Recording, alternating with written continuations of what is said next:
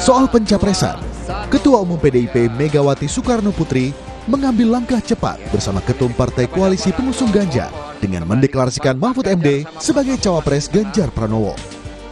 Sehari berselang, Ganjar dan Mahfud langsung diantar mendaftar ke KPU. Namun dua momen ini dilakukan saat Presiden Joko Widodo masih kunjungan kerja ke luar negeri. Tim Liputan Kompas TV. Mendaftar ke KPU di tengah dinamika yang berjalan, Ketua DPP PDIP Puan Maharani mempertanyakan pilihan politik Jokowi di Pilpres 2024. Untuk mengulas soal dinamika pasca pendaftaran Capres-Cawapres ke KPU, kita sudah bersama dengan politisi senior PD Perjuangan Arya Bima, ada juga politisi senior Partai Golkar Nusron Wahid, dan juga Ahmad Khairul Umam, Direktur Eksekutif Indo Strategik. Selamat petang Bapak-Bapak. Selamat petang. Selamat petang semuanya. Baik, Mas Bimo, sampai pendaftaran Jokowi belum tegas menyampaikan siapa capres yang didukungnya. Bagaimana PDIP melihat sikap Jokowi ini, Mas Bimo?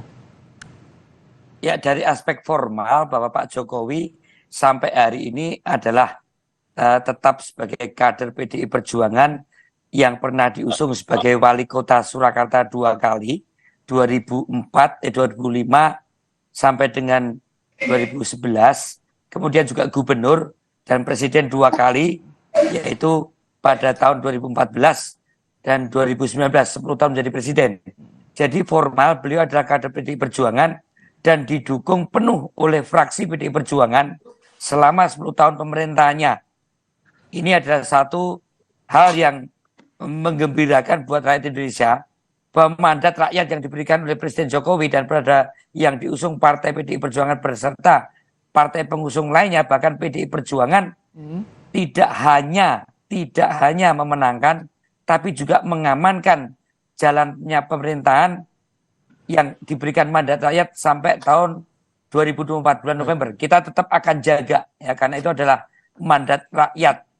Dan partai di sini bukan Aryo Bimo atau Mbak Puan, kader-kader di tingkat ranting, di tingkat desa, di tingkat, kalau di sini waktu gubernur ya, kalau waktu itu saya bertugas memenangkan di daerah Kramat Sentiong, itu adalah benar-benar kader-kader partai yang berdarah-darah dan berkeringat untuk menjadikan Pak Jokowi menjadi gubernur. Bahkan waktu itu sempat clash dengan pendukungnya Pak Nahrawi selaku wakil gubernurnya kandidat kita satu, saya lupa. Jadi saya melihat tidak mungkin seorang Pak Jokowi tidak ingat betul bagaimana rakyat di kota Solo, juga di Jakarta, juga seluruh Indonesia yang waktu itu memperjuangkan, karena kita tahu bahwa Pak Jokowi adalah orang baik.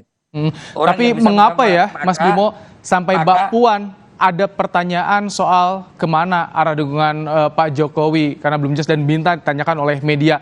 Kita akan bahas nanti ya, usai jeda, Mas Bimo, Pak Nusron, dan juga Mas Umam. Tetap bersama kami di Kompas Petang.